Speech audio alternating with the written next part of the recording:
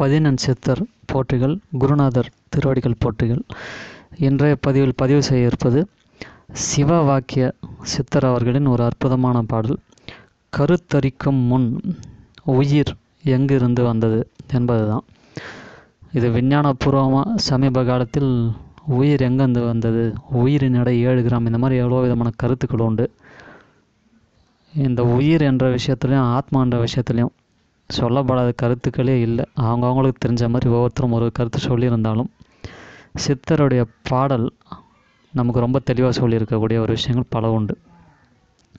அதற்கான பாடல்: கருத்தரிக்கும் முன்னெல்லாம் காயம் நின்றது எவ்விடம், உரு தரிக்கும் முன்னெல்லாம் உயிர் நின்றது எவ்விடம், அருள் தரிக்கும் முன்னெல்லாம் ஆசை நின்றது எவ்விடம், திருக்கு அறுத்து கொண்டதே சிவாயம் என்று கூறுவீர்.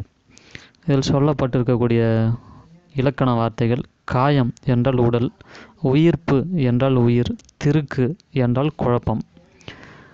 கருத்தரிக்கும் முன்னெல்லாம் காயம் நின்றது எவ்விடம், உரு தரிக்கும் முன்னெல்லாம் உயிர் நின்றது எவ்விடம், உடம்பு கருவில் உருவாவதற்கு முன்பு அது எங்கே இருந்தது, உருவம் உடம்பிற்கு உண்டாவதற்கு முன்பு உயிர் எங்கிருந்தது,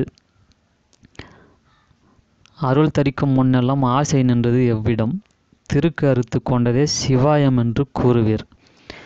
அருளால் உணர்வு வருவதற்கு முன்பு ஆசை எங்கே நின்றது? இத்தகைய குழப்பங்களை எல்லாம் நாம் போக்கக்கூடிய மந்திரம் சிவாய நம என்ற மந்திர தியானமே ஆகும். கருத்தரிக்கும் முன்னெல்லாம் காயம் நின்றது தேயுவில், உரு தரிக்கும் முன்னெல்லாம் உயிர் நின்றது அப்புவில், அருள் தரிக்கும் முன்னெல்லாம் ஆசை நின்றது வாயுவில், திருக்கு அறுத்து கொண்டதே சிவாயம் என்று கூறுமே. இதில் சொல்லப்பட்டிருக்கக்கூடிய வார்த்தை: தேயு என்றால் ஜோதி, ஒளி, அப்பு என்றால் நீர், நீர் என்றால் தண்ணி. கருத்தரிக்கும் முன்னெல்லாம் காயம் நின்றது தேயுவில், கருவில் உடம்பு உண்டாவதற்கு முன்பு அது ஜோதியில் இருந்தது, உருவம் உண்டாவதற்கு முன்பு உயிரானது நீரிலே இருந்தது, அருள் உண்டாவதற்கு முன்பு ஆசையானது வாயுவில் இருந்தது.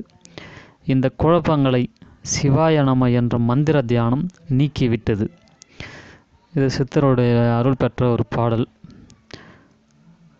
உயிர் எங்கிருந்து வந்தது தெரியுமா, உடம்பு எப்படி உருவானது தெரியுமா, ஆசை அறுத்தால்தான் வாழ்க்கை வாழ முடியும், பேராசை பெரு நஷ்டம், இந்த மாதிரிலாம் சொல்லாமல் உண்மையான உடல், உயிர், ஆத்மா, அறிவு, ஆசைகள் எங்கேருந்து வந்ததுன்றதை இந்த சித்தருடைய பாடல் ஆதாரம் நமக்கு விளக்குது. இந்த வீடியோ உங்களுக்கு பயனுள்ளதாக இருந்ததுன்னா ஷேர் பண்ணுங்கள், சப்ஸ்கிரைப் பண்ணுங்கள். உடல், உயிர், திறன், ஆசைகள், ஆத்மா எங்கேருந்து வந்ததுன்றது உங்களுக்கு பயனுள்ளதாக இருக்கும்னு நம்புகிறேன். நன்றி.